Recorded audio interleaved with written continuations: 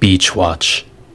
The October afternoon was all too typical for a Monterey day in California. I sat in my last block of class for the day, and was finishing up on some homework in which I was now ahead on. I was glad because it was now Friday, which, of course, meant that the weekend was finally here. The clock struck 2:50 p.m., meaning class had been complete for the day. I grabbed my backpack and made the walk up to my dorm building in the most hasty but lethargic way possible. Even though it was only 65 degrees outside, the full sun combined with the uphill walk gave the air a very burdening slouch to it, if that makes any sense. I soon reached my building, which was located up on a hill and is an area forested with serene pine trees. I always feel grateful for where I was whenever a chill breeze swooshes through the area. It really sets the relaxing vibes when it comes to studying and such. Anyway, I entered my room and immediately changed into some comfy clothes. My roommate had not yet returned from his class. I was feeling worn out and lethargic from my class, but I knew that I needed to complete one more thing before I could begin my weekend for real. With that being the gym, of course, followed by a shower. Once those two things had been taken care of, my roommate came inside the room before taking his shower after me. Now we were both ready to get our weekend underway. Yo Nick, the grocery store up in Pacific Grove sells firewood, right? Scott, my roommate, inquired. Yeah, they do, I answered. I've seen it there before and I've shopped there in the past. Bet. I'm gonna text my boy Jam to make sure to charge the speaker for tonight. You may be wondering what's going on, so I'll tell you. My friend group and I are about to partake in our usual Friday night tradition of a beach bonfire. We found it the perfect way to de-stress after a long and mundane week of class. However, that Friday night in particular would be a tad bit different. That was because some friends of mine from Maryland were in town that week, and said that they'd be down to chill with us at the beach that night, in which I was pretty excited to say the least, as it had most definitely been a hot minute since hanging out with my old friend group. As of the time being, the time was around 5:30 in the evening. My roommate and I found the rest of our friend group waiting for us on our floor. That consisted of our friends Connor, Freddie, Cheeks, and Barry. We knew another guy named Edison too, but he's always a big gooner and never tends to respond to texts. He's always in his room. Now, all we had to do, wait for one more person.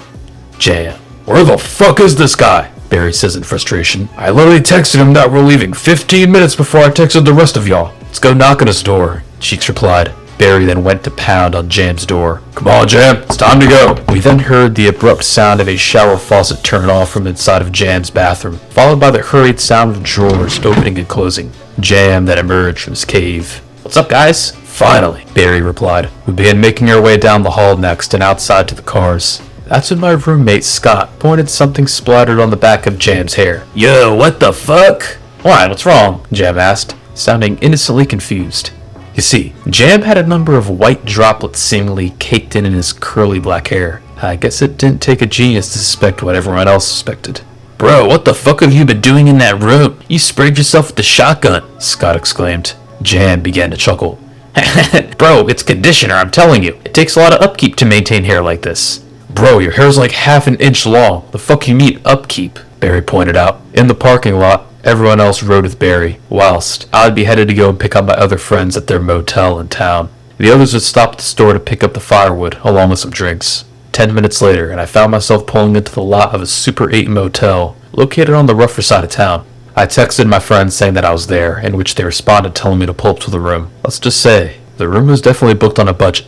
What's good, man? My friend Steve greeted me. Yo, I replied. Inside the room, I found my friends from Maryland, which, of course, included Colin, Steve, Frank, and Chad. I'm surprised y'all are willing to spend the money to fly out here, I said. Well, bro, Chad began. I think it's quite obvious that we're ballin' nowadays. You see, as a reward for getting good grades the first few months of the new college semester, my pops decided to give me my very first credit card. And after toying around with it for a few days, I've discovered that these nifty things are like a money hack, as even after buying a brand new PS5 and a pair of LeBrons, my bank account still has the exact same amount of money, 54 buckaroos. It even comes with a cashback bonus feature too, meaning technically I can use this to make more money. And so I decided to take advantage of my fall break and book my boys and I some business class tickets out to Cali. Chad, I've already told you, Colin replied. I don't think that's how credit cards work. You still have to pay off the statement at the end of the month. Not to worry, bro. With this cash back and rewards feature,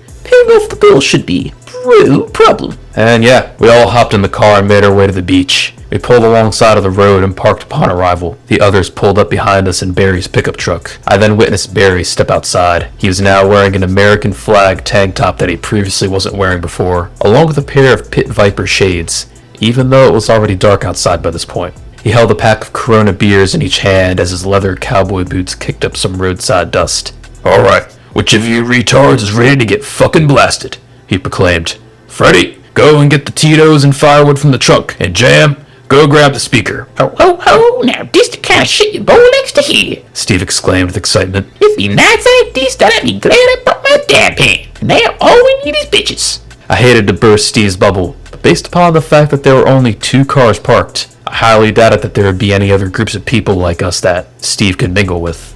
Now, I said that we were the only cars parked there at the beach, which was true, but don't get it twisted. That didn't necessarily mean that we were the only cars parked in the general vicinity as a whole. No, I looked over my shoulder and laid eyes on a Ford Ruster from the 70s, just parked behind an abandoned recreational soccer field a few hundred yards back. The vehicle was strangely positioned so that it was pointing right in our direction too, which I found strange since, to do that, one would have to purposely park perpendicular to the parking spaces. But, we didn't have time to worry about that. None of us gave it any attention. We had a bonfire to ignite and a night to enjoy, and so we got to just that. We found a pretty chill spot near some sand dunes after walking on a ratty boardwalk for like 5 minutes or so. We took a moment and absorbed our surroundings. It was a full moon that night, meaning we could actually see what was around us. The light reflecting off of the waves was indeed a crisp sight. We truly did think that we were all by ourselves that night on the beach, until Colin spotted something peculiar on the far opposite end of said beach. "Look," he says. He shushed everyone. We all could see what Colin was seeing now. About 300 or so meters away from us were 2 figures holding flashlights. The only reason we could tell that it was 2 people was because of said flashlights giving away their position. Steve and Barry told us to stop being pussies, so we blew it off. It's probably just 2 people having a relaxing late night stroll in the sand anyway, though, as we're about to find out, blowing off this soon proved to be a huge mistake.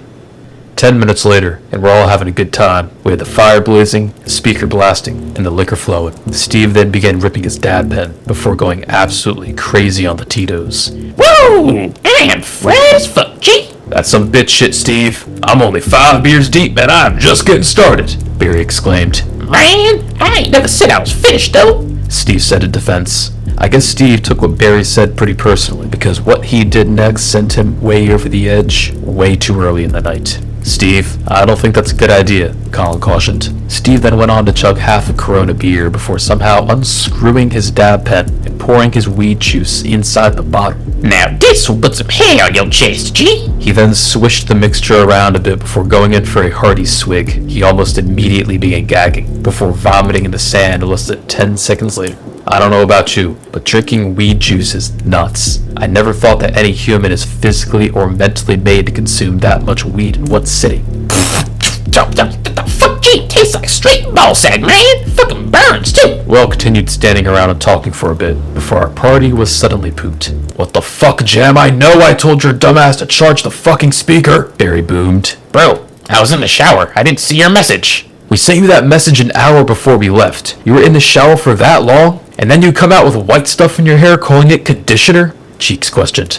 Jam kinda went silent after that point. Me personally, I do believe that it was most likely conditioner and not something else. The reason being is because the physics just didn't add up for that stuff to get on the back of your hair of all places. Anyway, as much as it sucked to have no more speaker, we tried to make the best of it. Scott began playing some of his music on his phone instead. "Please, Scott, no Persian opera right now. You can listen to that anytime you want," said Connor. "Oh right, my bad, bro," Scott replied. Scott was playing some old-school Persian opera song from the 1960s. Not ideally the most fitting for a chill night at the beach with the boys. Anyway, Scott turned on some Lil Pump instead, so we listened to that. But even that got interrupted when Scott began receiving a phone call on Snapchat. And you'll never guess who it was. Edison. Here's the exact conversation between him and Scott. Hey, where are you guys? You're not fucking telling where you guys were at. Bruh! We're at the beach like we said in the chat. In fact, we've been here for a while already. How did you not see the message? You're in the fucking group chat, guy. Fuck me, dude. I was in the shower. What the fuck is up with y'all in these long-ass goon showers? Barry exclaimed from the background. Dude, I can't with this fucking friend group. Y'all are retarded. Hang on, I'm calling an Uber over right now. No, wait, Scott said. What a fucking gooner, Scott mentioned. Anyway, we once again resumed what we were doing, hoping for no more interruptions. All seemed to be going well. I watched as Barry and Chad hit it off with each other whilst talking about the gym. We already knew how much Chad loves to work out, with him being as ripped and shredded as he is, I think. Barry, too, also greatly hobbied the gym, more specifically powerlifting, which he's been doing for over 15 years by now. Yep, Chad boldly stated. I too have been hitting the iron ever since my early days. Real good gains grind. It was weird how Chad almost seemed a tad bit nervous in a way, but then switched up and energetically flexed his bicep as soon as the word gains in particular was mentioned. Chad always got a little bit odd when it came to him talking about the gym, and the reason I say that is because none of us ever actually seen him work out, or even seen him wear any article of clothing that isn't long-sleeved, despite him practically always flaunting about grind every day and such. Yep, I'm in the gym every day. It's no big dealio though. I keep it pretty relaxed and chill. What's your max squat? Barry asked him. Chad's face immediately tensed up as Chad has never really been a profound hobbyist of the all-fabled leg day. His reasoning is that he claims that no one really pays attention to the lower half of a dude's body, only the upper half. Well, bro, I don't really squat like that. I minimize my leg days usually to about an hour or so of grinding out the leg extension machine, just to maximize muscle tone as, that's what really matters. The aesthetics. Barry looked at Chad with a look of suspicion in his eyes, as Chad was now seemingly sweating profusely. Anyway, we continued hanging out. Connor stoked the fire a bit as Barry cracked open what was now his 6th Corona. This was no surprise, as Barry was always known to be quite the person to take on alcoholism as a chill way to relax and unwind. All of us got into a pretty funny conversation about some certain NPCs from our classes. Though, what happened next wiped all of our smiles straight off of our faces. Look, Colin said as he pointed down the beach. We all glanced over and were confused to see that those two figures from earlier were still down there, though this time they were all screwing around right next to the shoreline, as in practically in the waves now. We were all put on alert when 4 giant vertical glow stick pillars lit up. They were all arranged in the shape of a square. One of the individuals beamed their flashlight towards the pillars, revealing something alarming. It was a raft. I couldn't get the finer details of it due to the flashlight beam only shining on it for about a half a second, but I got the picture. Most of us didn't want to admit it, but we were all at least a little worried and on edge by now. Luckily, our worry was greatly reduced when the 2 individuals on the beach turned around and retreated into the dunes, out of sight. Okay, what kind of gay-ass shit is going on over there? Barry stated. Right, let's go check it out, Steve suggested. I think we should just let it be, Colin replied. People like Cheeks and I were kinda on board with Colin on this one, but everyone else in the group had their curiosities piqued. In order to get to the part of the beach with the raft, we were forced to cross some sort of creek that flowed into the ocean. It was a good thing that someone had previously laid a few planks of driftwood to help us cross, so as to not get our feet wet. But people like Steve and Frank, however, didn't really seem to take them into consideration. Yep, seems like I've earned myself a swim. Bro, what? I replied, confused. Well, since I already got my feet wet, it wouldn't really make a difference if I get the rest of me wet too. Hey! Bustin' man, yo, bitch ass don't even know how to swim. Who the fuck do you think you're fooling, pussy? Frank, that's like the stupidest idea I've ever heard, said Colin. That's like saying if you get one question wrong on a test, you're obliged to bomb the whole thing, which, in all honesty, is something that someone like Frank could probably take into consideration. Besides, Frank, I said, it's like 55 degrees out here. I'm sure that water will feel even colder. I don't know, though. It was pretty obvious that Frank had gotten his feet wet on purpose, and may have already carried the intention to swim long before that, and kind of just wanted to instigate his already bad idea. About a minute later, and we found ourselves approaching the raft. We got out our phone flashlights and lit it up. Dog, what the fuck am I looking at? Scott proclaimed. The raft was about the size of your average bedroom, which is kind of big, and was made entirely from white styrofoam with 2 deep screws that are about 15 feet long and a foot wide,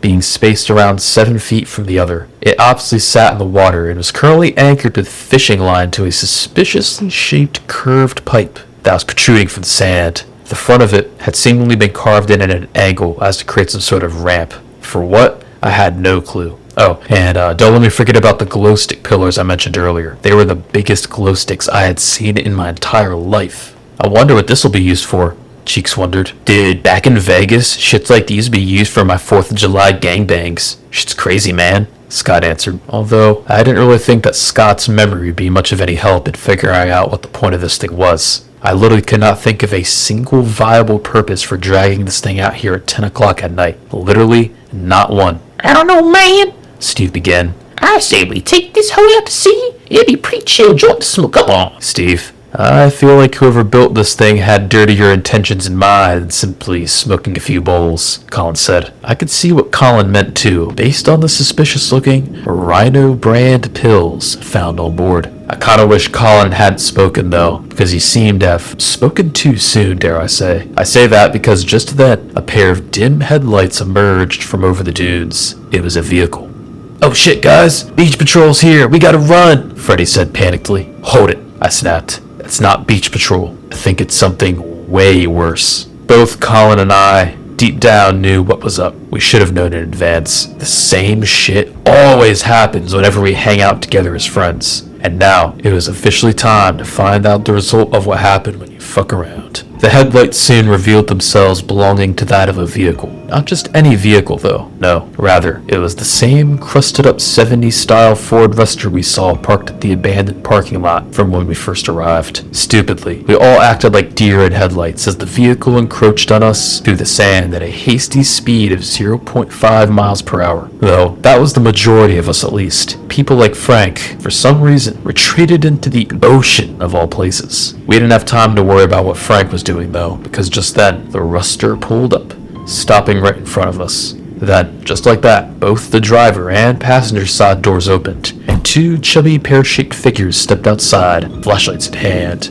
Colin, Steve, Chad, along with myself, instantly recognized who these two perpetrators were. It was none other than our longtime pursuer, Herbert Ernie, along with the creepy clerk, his personal goon assistant. He was a man in his 50s who had a puffy face, long greasy hair, and a massive pot belly that nested under a white beer-stained wife beater that was worn under a green denim jacket.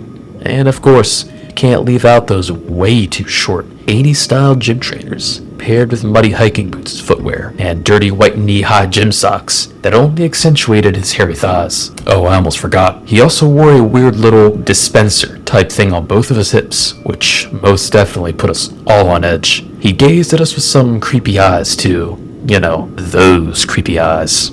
Then, of course, we had Herbert Ernie himself, who arguably appeared the most unhinged we had ever seen him before. To start, he wore a sleeveless fish costume on his torso. It was the kind where it only covered his back, stomach, and chest, leaving his head and arms exposed. It was the kind of costume where the head of the fish stuck out in the front, with its mouth wide open, as if it was getting ready to munch on some fish food. His potbelly, however, was so inflated and fat that it fit the front of the fish costume perfectly, making it seem like his belly was protruding out of the fish's mouth. On his legs, he wore a too short skirt made from dried seaweed with a pair of, I don't even know what to call them. They were like these high-tech plastic boots that had all sorts of buttons and gadgets on them that flashed and lit up. You know how the creepy clerk had that suspicious-looking dispenser on his hips? Yeah, well, Herbert had these. Anyway, Herbert's hair was without a doubt the wackiest part of his whole fit, as per usual. It was an afro style and was a direct replica of the sperm whale from the all-fabled story of Moby Dick. Beach be clearing soon, lads. I think it might be about time to wrap it up. Herbert, I exclaimed. What the fuck are you doing here? I thought the police arrested you back in Maryland when you tried to broadcast your feet pics at the volleyball game. Oh, that was just a little mishap now. I'm insane. I've spent the past 7 months in my bedroom, looking at plenty of fresh and new schemes to present to you boys. Oh no, Herbert. We came out here to California so we could be away from you. How'd you even afford a plane ticket in the first place? Colin questioned. Just then, the creepy clerk decided to chime in. Oh, you know, boys, lately I've been finding some residence in the nature of life, and so I decided to take up some odd jobs in the Natural Park Association to do some night patrols around the woods. You know, that was until I was offered a gig to do some night scouting on local Cali beaches. You know, Cali is my state after all. Bro, what the fuck? Barry said, absolutely dumbfounded. I don't blame him one bit, as my friends from California had never actually met the creepy clerk before. No, I said. You both cannot be here. I clearly remember you two being placed on the predator list back in Maryland. There's no way y'all being for real right now. Here, this is Real Barris, Real Surf, and I'm here to say that this bitch is cleared for inspection. It killed everything in this here bitch. Used to be thoroughly inspected by me and my handyman. And since you feathers are already here, we may as well make this nice and easy.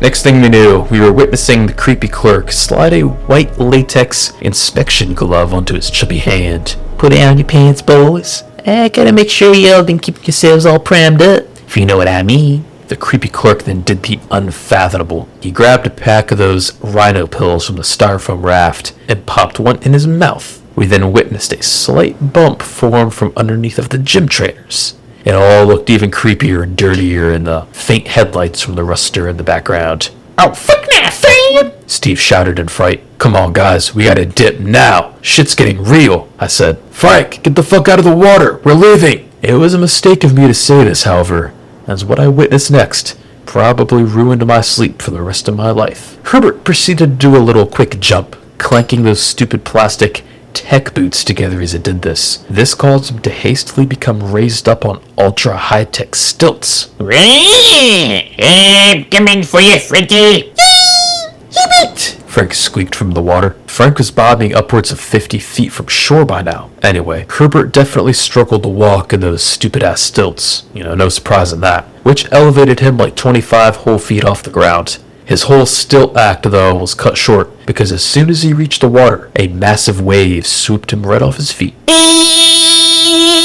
He screamed as he seemed to fall in slow motion. The creepy clerk had to go and help Herbert up, which we could all tell would take a minute. We used this opportunity to make our getaway. Frank finally made it back to shore, and so we all sprinted as fast as we could back to our bonfire to retrieve our belongings, which, to our unfortunate realization, was taking way longer to do than we had time for. I glanced back to the raft, and what I saw cranked my heart rate up to the speed of a Ferrari. Herbert and the creepy clerk were now back in the Ford Ruster, in which they proceeded to drive him to the water and onto the styrofoam raft. It can't be, Connor cried. What are we gonna do, Bruce? Chad asked, sounding worried. Don't worry, I replied. Everything will be fine. I just texted the police and they said they're on their way as of now. Now, I said that as if it made the current situation any better, which it certainly did not. That's because the styrofoam raft actually worked. Whenever the creepy clerk pressed the acceleration on the Ford Ruster, the raft actually moved forward in the water, be it not very fast, but with the vehicle on top of it. However, due to the weight of the Ruster and the lightweight nature of the raft,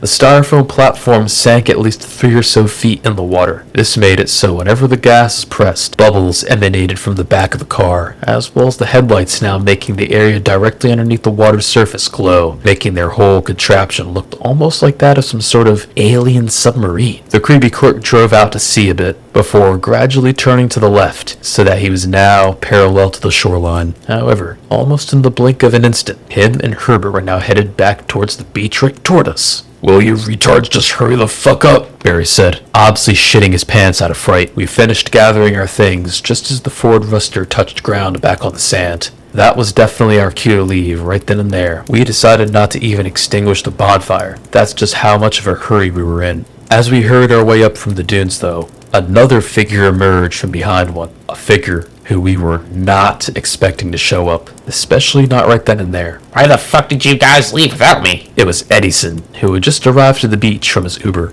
What the fuck is going on? He said, confused. Edison's curiosity, though, had fucked up our whole escape plan, and ultimately led to his violation, as you're about to witness. Herbert and the creepy clerk pulled up next to our bonfire and stepped outside once more. No words were said. There was only action. Achoo!